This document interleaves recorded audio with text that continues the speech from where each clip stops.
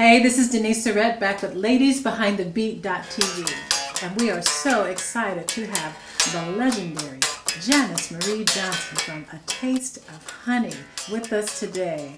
Wonderful singer, composer, bassist. Do it good. Come on and get that. Dancer, actress, entertainer. You left off one title, which is the most important. Which is? Mom. And the moms. I mean, we are here in your home studio, and I'm just in awe of all that you've achieved in your tremendous career. Tell us, how did you get started with A Taste of Honey? End of 1971, first part of 1972, after its predecessor disbanded, which was a group called A Taste of Honey, which also consisted of 2 girls and 2 guys. It was a vocal group, I think, which had been together all of 3 or 4 months. And the purpose of that group was to do only original songs, in which we were hoping to get a record deal. But since we didn't get one in 3 or 4 months, the other members got a little, tired of waiting around, and they quit. And during that time period, though, I was always fiddling around with the bass. So we decided, Perry and I, who was actually Perry Kibble, he's my main influence as far as learning to play bass. He was playing the keyboards with that band, with the group A Taste of Honey, helping arrange our vocals. And when that group disbanded, we thought, well, why not just go do some gigs, just the 2 of us, Perry on piano and me on bass. And so we did. We went around, I won't say gigs because we weren't getting paid, it's more like talent shows and stuff like that. So we did that for maybe about 6 months, and then we decided we needed a girl. So I told Perry I had the perfect girl. And at that point, I went out and got Carlita Dorn. That's actually how it was formed. Now, why the bass, though? Early on, I was dating a percussion player, and I was just in awe of his talent and so forth, so I decided I was going to be a percussionist. And the other thing was that it hurt my hands. So I saw a bass for $20 in a pawn shop. I said, I'm going to play that instrument, because I was always naturally attracted to the low end of the records. Do you have other instruments that you play? Bass is my main instrument. I do play string bass, so it's been a while since I've played it. I studied string bass in college, and I won't tell you how long ago that's been, but let's just say 1972 or so. I do play acoustic guitar, play a little bit, enough to write my own songs. I play drums enough to teach my son's children how to do it. So I'm mainly a string instrument person. Anything with strings, I play the koto, guitar. You name it, if it's got strings, I'll make an attempt at playing it. Well, sitting next to you is that fabulous little prize that so many musicians spend a lifetime trying to achieve.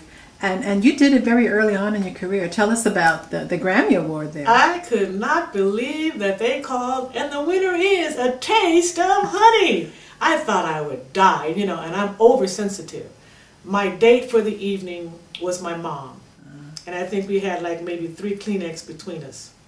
And when they called my name, it was just like immediately I was choked up to here, she was choked up to there, the waterfalls flowing from the eyes, because we had performed on that show that evening, and we had rehearsals the day before and earlier that evening, earlier that day I should say, and they never said, and the winner is. They would rehearse the orchestra so that the orchestra was sharp and able to play the song of whoever the winner may be. And they never said A Taste of Honey. So we said, well, it's such an honor to be here. What we practiced was how to smile when they did not call our name.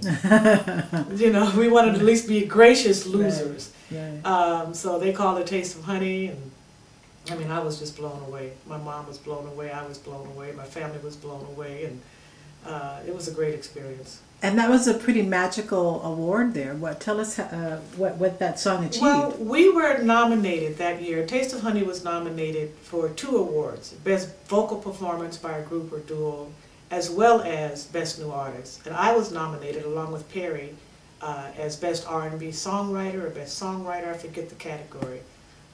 So there were actually 3 nominations that I had that evening. And when Capitol Records told us that we had been nominated for a Grammy, the overall feeling was that we weren't going to win. So when they called our name, it just blew our minds. Here we were, the first black group to have won a Grammy. And not only for that, Best New Artist of the Year. for Best New Artist. Now, there are other people that have won in the R&B categories, obviously. But as far as Best New Artist of the Year, I believe Natalie Cole had won that a couple of years prior to us. But as far as a black instrumental group, we were the first. And so you broke records, not only with getting the award, but in sales. Talk about that. Well, let's see. We were on the road. Boogie was released in April '78. And we were opening up for the Commodores. LTD was on the show. Confunction was on the show. And A Taste of Honey. So we went from playing 300 seaters to like 22,000. There was nothing to prepare us for the magnitude of the success that we were about to achieve. I got a call from Larkin Arnold, who was the A&R, head of A&R, vice president of A&R at Capitol Records at that time. He's the one who signed Maze, Natalie Cole, Minnie Riperton, A Taste of Honey, along with other groups of that era, Tavares and so forth. He said, "You're #1 in Billboard. Congratulations." I said, "Great, great. Tell me something. What's a Billboard?" I had no idea. Like I said, we were dealing with the Chitlin circuit, basically club to club and the USO and the Navy tours around the world. I didn't know what the Billboard Awards were. I had no idea. So, I mean, the success was shocking and very stressful. You know, because the thing is, when you come out #1, when you hit #1 so quick, where do you go? Exactly right. Where did you go? A Taste of Honey had great success during that time, and you got to see the world playing your instrument. Talk about that.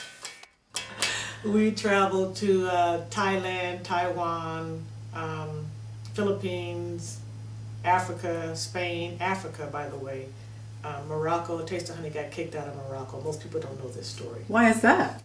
Well, because young guys will be young guys, and they couldn't control themselves. Let's put it nicely. Well, on the positive note, though, I'm sure that the world was just amazed to see two beautiful women playing instruments. I mean, what was the reaction like in other places? Well, you know, a lot of skepticism, mostly. A lot of times the reaction was mixed. I wasn't sure whether the people just were not into us or whether they were mesmerized by the fact that we were playing the instruments. And that actually, that type of reaction is what created the song Boogie Oogie Oogie. Oh, tell us about that. Yeah, Boogie Oogie Oogie, most people don't realize, was one of the last songs added to the A Taste of Honey LP.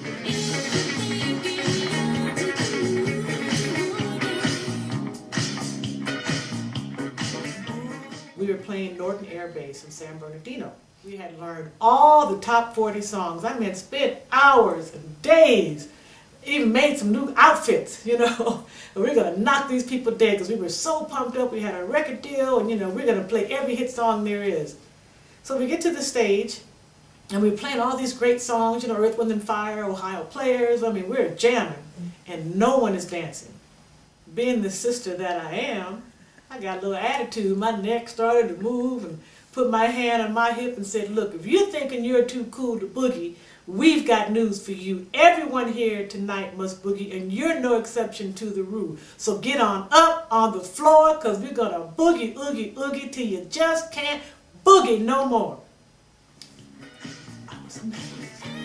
People got on the floor. We hadn't even started the next song yet, and people got on the floor. We got back to the hotel room, and I'm listening to the show, and I'm hearing that part, which by then I had forgotten about. So I took my bass out, I started messing around with it, and I called Perry. I said, "Perry, come check this out. I think I have a song." And that's how Boogie Oogie was written.